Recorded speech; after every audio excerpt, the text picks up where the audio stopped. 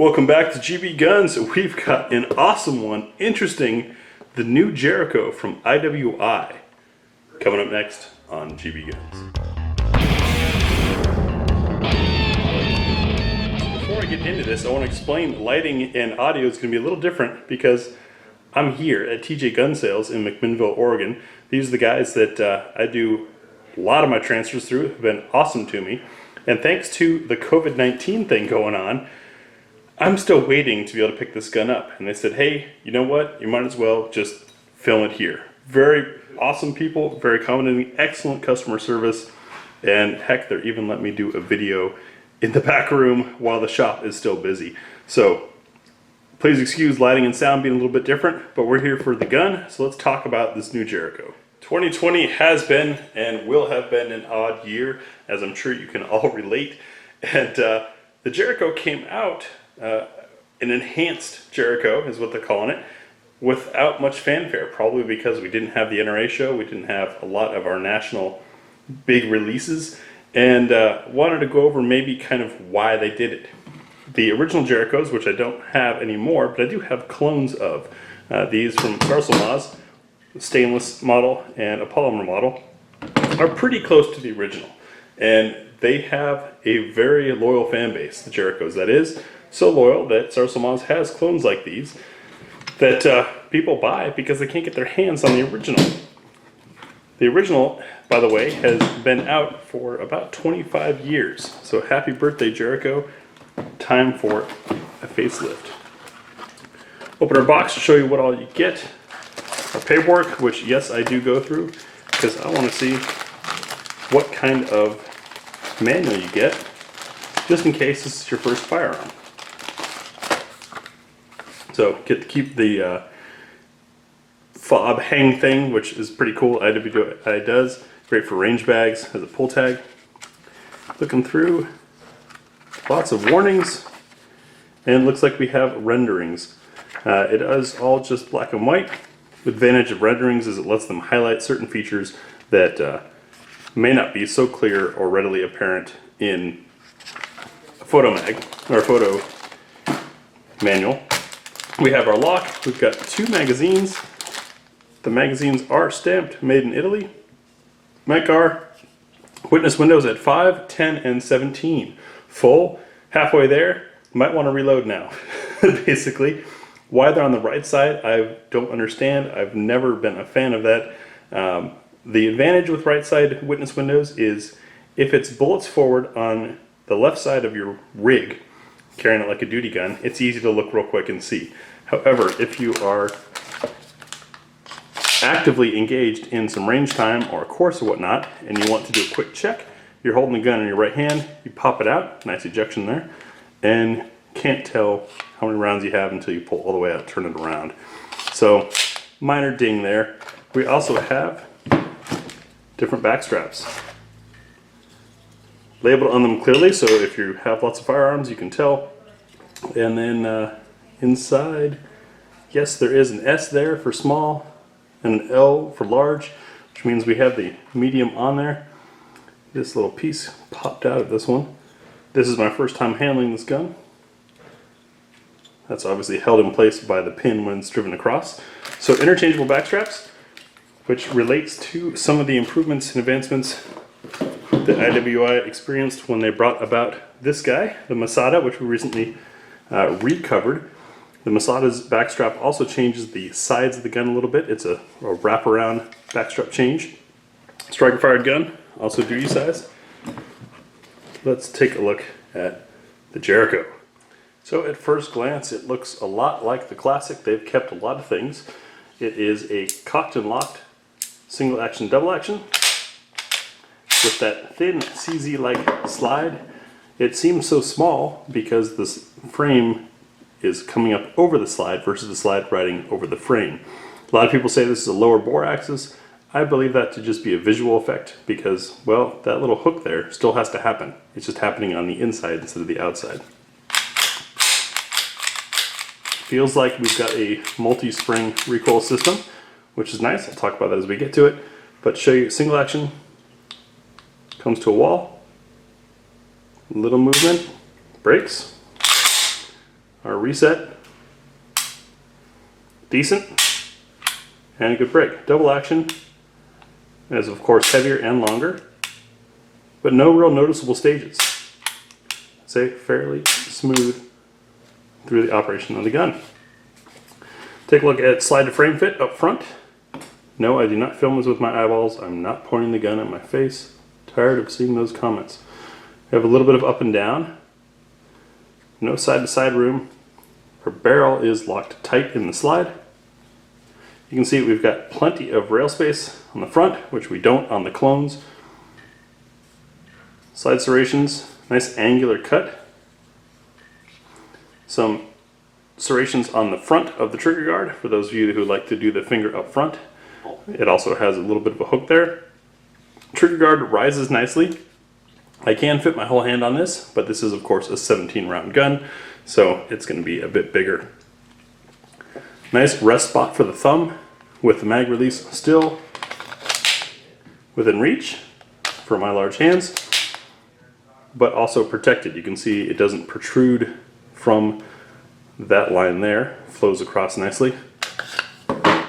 We've got the texturing on the front strap, much like the Masada did, as well as sides and back, but smooth where you need your hand to glide up in, and fits nice and deep into this undercut. A little bit of beaver tail to keep you out of the way from the hammer, which doesn't even go back that far, so no risk there. Sights have the ledge for racking off of something. 3-dot sight system. They appear to be a bit high. I wonder if these are going to be 25-meter sights like the Masada had. And coming around to the right side of the gun, no controls over here, everything pretty smooth. Mag release appears to be reversible. Next, we'll field strip this thing and take a look inside the gun. So as we get into disassembly, just want to mention I did confirm in the manual these sights are in fact zeroed at 25 meters, which means your point of aim, point of impact is going to be a little bit different at anything closer. You'll see that in our shooting impressions video. We experienced that with the Masada. Unlike the Masada, however, this pistol is not going to accept optics. You're just going to have to learn how to shoot differently or get different height sights. So to disassemble, you of course want to check for clear. You can see that this firearm is clear. And then with the hammer back, it suggests manually cocking. Plenty of serrations there to make things easier.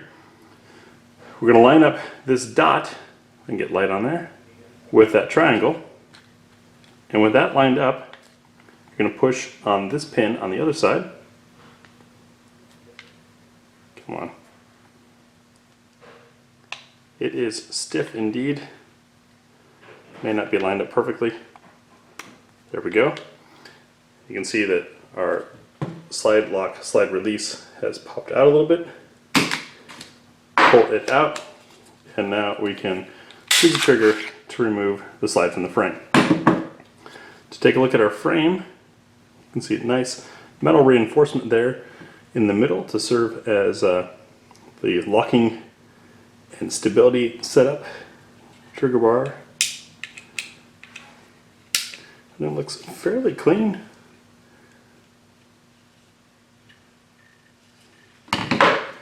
Now looking at our recoil assembly to get it out and the barrel out, I pushed forward and lifted up, pulled it out. This is just a single spring. In the beginning I mentioned it felt like it had a second spring. That's because I felt a second stage of resistance.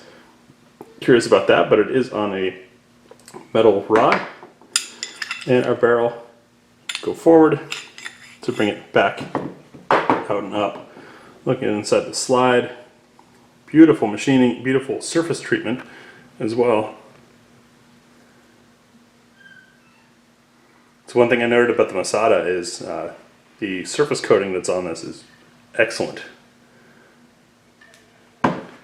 And now with our barrel, we'll of course check for chamber support. We do that always using our Nosler match ammunition. Have been for years, and the reason I always use Nosler for it is they, in my testing and experience, are the most precise about making sure their stuff is to spec. So I know that if I drop this in here, that it is exactly the right size, not close enough. Chamber support, for those of you unfamiliar, is we're looking at how much of the brass before that ledge there is exposed. Get the focus set right here for you. Because when there's an unsupported area, like just under inside there, that's where if you have a case rupture, you're going to have your brass blow out. Basically, that's not supported, so that's the weakest spot. That's a very rare occurrence, but it does happen with hand loads, reloads, sometimes with well, just worn out brass. Well, knowing where the force is going to go is a good safety indicator. A lot of companies do not have fully supported chambers, so it's not necessarily a negative. It just means you want to use good ammunition, which the manual in it says use good ammunition that is SAMI, CIP, NATO, or mil-spec. To reassemble, I'm going to bring back, and we're looking for that window there to open up. See, at this spot, there's still a little hook left. That kidney bean shape there is what we're lining up. It's back in the rail. I like the full-length rails. In my experience, it's made for smoother feeling guns. I would like to think it's because there's a little bit less rolling around of the slide to frame during shooting. Don't know if that's actually the case or not, but hey, a placebo effect is still in effect. We have our two spots lined up again, and we're going to pop that catch back in. Check real quick for function. Fires on single, fires on double. We're resetting, and of course our safety works. I will say one change I noticed right away in handling this is this safety, which has a nice ledge for resting your thumb on during firing, controlling, if you don't want to do here, clicks on and off much smoother and easier than the older version did. The old ones, including those clones that I have, you've got to really get some force on there. This is actually something that's easily used, and it works. So that is the new Jericho Enhanced quick tabletop look. When we get it out to the range, we'll do, of course, our what's for dinner test and see what it cycles on. With how stiff this spring is, I'm guessing it's going to like the hotter loads, maybe not like the lighter loads. We'll see. We do have a 4.4 inch barrel. Well, this is not the M, which is the slightly shorter one, to help generate some more pressure and keep this thing reliable. Also give us that really long sight radius, which should make aiming a breeze.